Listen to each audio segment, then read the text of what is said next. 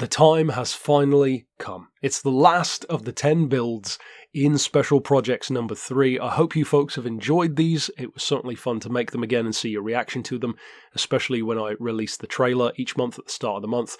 This time we are ending, as I believe we did last month, with a Dakar or Rally Raid style build.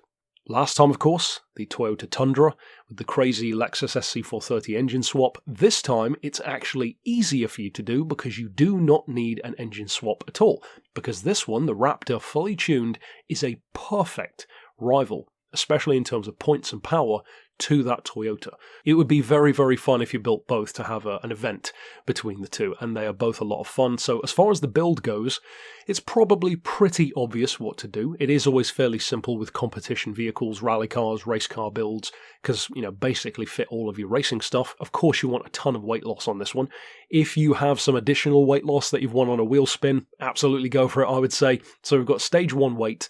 As far as the club sports, of course, basically fit everything that increases your power. So bore it out, high lift cams. We've got the power restrictor, not that we're using it anyway. The dirt tyres are fitted with ballast, of course, as well. Stage 2 weight, obviously. Semi-racing is the crank, the computer, the low-end supercharger. I actually fitted the high-end first, or it may have been the mid-range, I'm not sure. We'll see in a second. I believe it was, the high-end.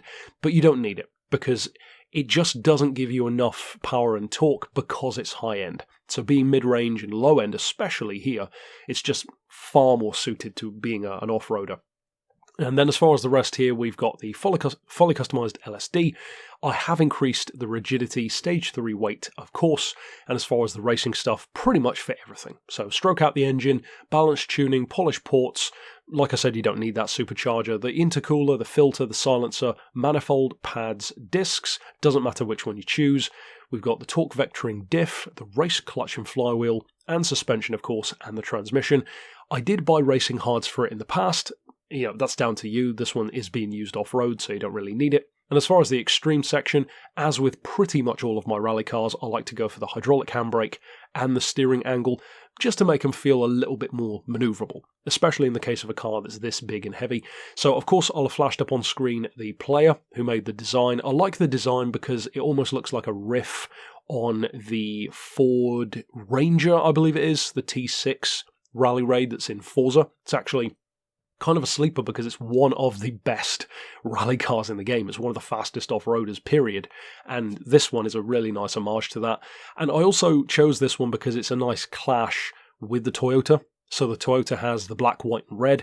This has the black, white, and blue. So they really do look like good rivals for each other. So we've got the dirt tyres fitted, naturally.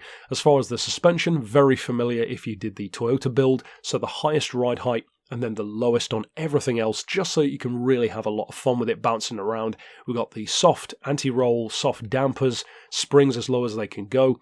The camber, though, of course, you do want some stability, so we've got 0.5 degree on the rear, 2 on the front, and no toe at all. As far as the diff, I've gone for 10, 60, and 20, with a 50-50 split. If you want to change any of those, of course, go for it.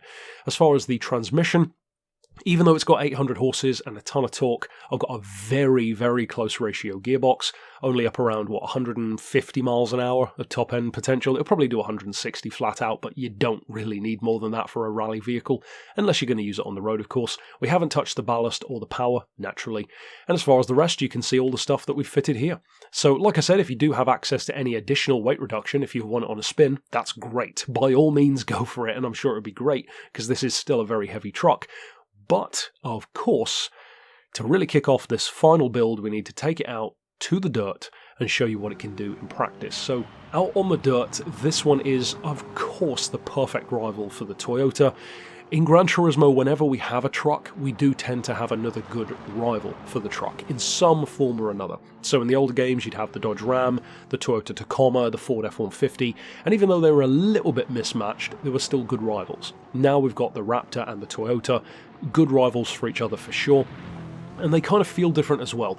If you don't have the engine swap, then this one gives you the key advantage of being able to get 800 horsepower out of it, whereas with the Tundra, not having access to that engine means it's nowhere near as fun. So if you don't have that engine, absolutely try this one out. If you've got a Raptor and you don't use it for everything, or for anything even, then give it a try. It's a lot of fun to drive, and these trucks, due to the sheer amount of power and torque that they have, they're so much fun off-road. They're properly quick, and if you just want to try something different for rallying, it's a lot of fun. So overall, I hope you folks have enjoyed the Special Projects 3 selection. I deliberately tried to make it quite a wacky and over-the-top month this month. I've already selected 8 of the vehicles that I'm going to do next month.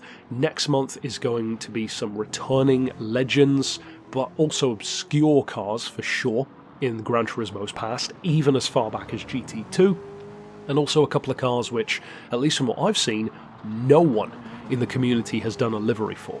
So I've actually done a couple of the liveries myself for next month, and a bit of a change of pace, like more, I would say, mid-level, less expected choices, whereas this time was very exotic leaning, very over the top, kind of in the same way as the December one was, the original pack number 1. So I hope you guys have enjoyed it, and of course stick around for more. And for now, as always, thanks for watching.